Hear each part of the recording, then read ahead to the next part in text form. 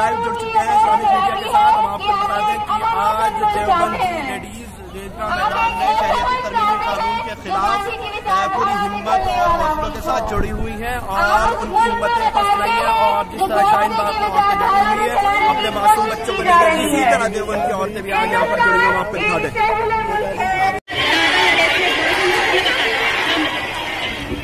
मेरी बहनों, आपको बोलना है, मैं बोलूंगी दादा लड़े थे गोरों से, हम लड़ेंगे चोरों से। आपको बोलना है, हम लड़ेंगे चोरों से।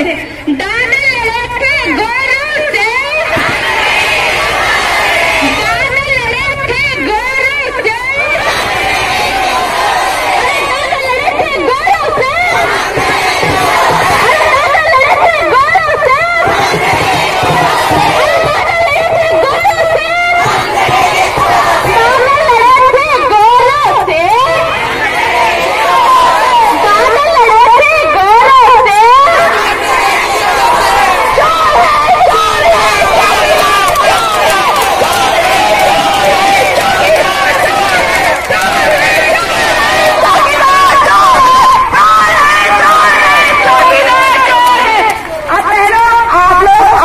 जगह पर बैठ जाइए। बहुत बहुत शुक्रिया आपके इस सोच का। आप सब बैठ जाए, पीछे वाले लोगों को भी देखने का मौका दें।